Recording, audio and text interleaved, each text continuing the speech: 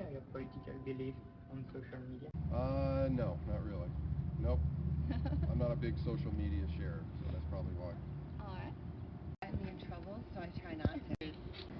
I used to, Oh, why did you stop?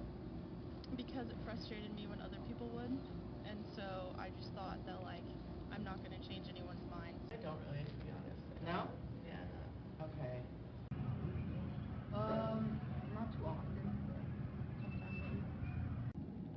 I feel like there's a time and a place to do that, and if that time and place arises on social media, I would be okay to defend and communicate my stances politically, but I usually don't feel the need to do so on social media. But I would if I. I do not, and I don't share that much on social media at all at the moment. But I would, yeah, I think it's a great way to lose friends. Do you talk about political beliefs with your friends? You have to like college details. Yeah, I think with age we definitely discuss more political issues than we used to when we were like younger. Sure, all the time, yeah. I talk with my friends and people I like to have a good debate with and stuff like that, open-minded people. What do you guys talk about? Mostly, like, social issues like abortion, access to contraceptives, like marriage equality. Sometimes, yeah. Do you want me to expand on these? Yeah, or just... like what issues do you usually bring up? Well, I serve as the chair of teacher education. I've been an educator my whole career, so since a lot of my friends are in education and in the current climate we're in, more often than not we talk about funding issues, Betsy DeVos, political issues related to students and school funding. And have your political beliefs changed since you started college? If so, how? They haven't really changed that much. I definitely grew up in like a fairly like strict conservative home, but I kind of like I think early on I kind of grew away from that, where I was never really for that. I was like branched away. Yeah. Okay. But yeah, maybe if anything I became more liberal, but even though I was fairly liberal before I good choice. Yeah, considering that I'm in graduate school right now, they definitely changed compared to when I started like freshman year. Yes, a little bit. I mean, I'd always say I was a little bit more to the left, but I went to a private Catholic high school, and when I came to Fort Hays, I just got exposed to so many different types of people that it just kind of made me. Well, I can tell you actually that, I was in college a few years ago, but college did help me, I think, be more open-minded because you're around other people, you listen to different points of view. So even though it was a long time ago, college did contribute in terms of me being more open-minded politically. Sure, I would say, yeah, college gives you perspective and changes your perspective, and I think with that perspective change, some of my beliefs have changed, yeah. My political beliefs, I wouldn't say have changed.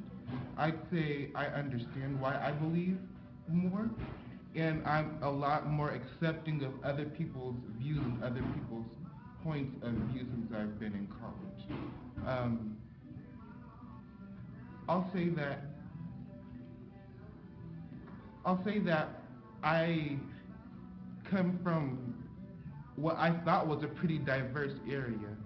And coming to college, I learned that diversity is more than skin tone. Diversity is also diversity of thought. And in college, you'll have people who have different backgrounds and stuff like that. And when dealing with people in different avenues, I've also learned that when those conversations do come up, because they will at certain times, especially in my major and classes, if you can understand the commonalities that you guys share with other people, you'll be able to, when your differences do come up, you'll be able to handle them a lot more respectfully. Is there a political cause that would lead you to become engaged in a protest? Why or why not? Probably like the DACA thing's kind of big to me because a couple of my friends are like involved with it, but that's one of the few, I guess. Attend a rally for marriage equality back in 2015.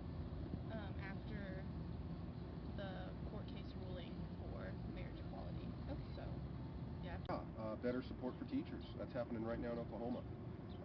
Our teachers are underpaid, underappreciated, overworked, and yeah, I encourage my own students who are future teachers to, I tell them it's okay to, sometimes you have to protest to make a statement and get people to change. So I would definitely participate and lead something that supports teachers, which ultimately supports students being more successful. Pro-life. Okay. Why or why not? Because I've just had so many relatives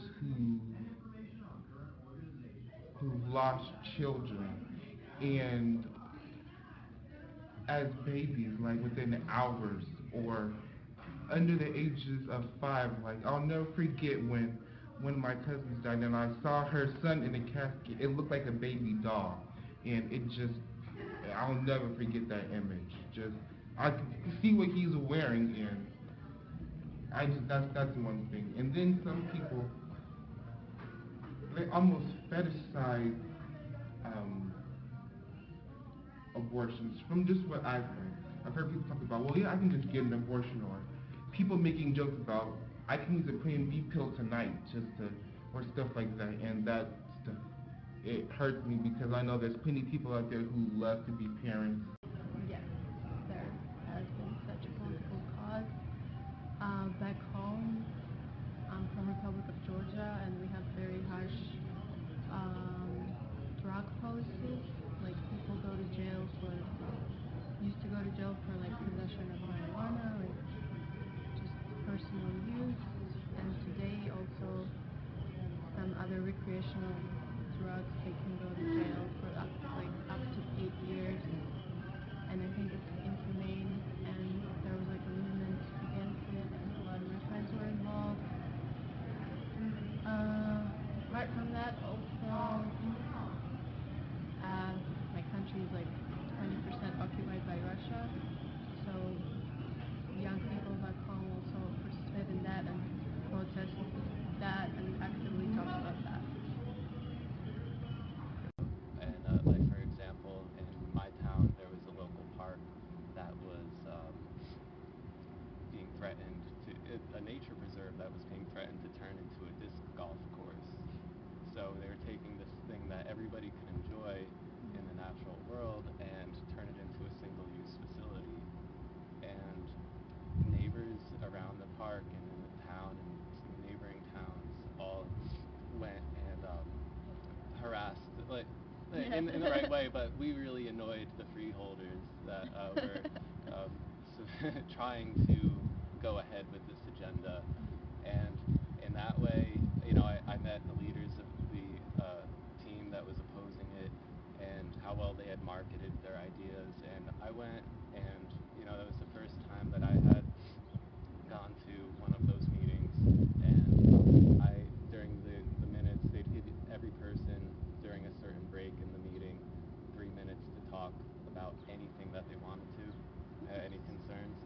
And I stated my opinion on that issue, and just for the way that the team had said thank you so much for just being honest and sharing that, like that meant a lot to them. And I think it had, and from meeting the leaders of that local movement, I realized that if there is an issue that I could start a petition, I could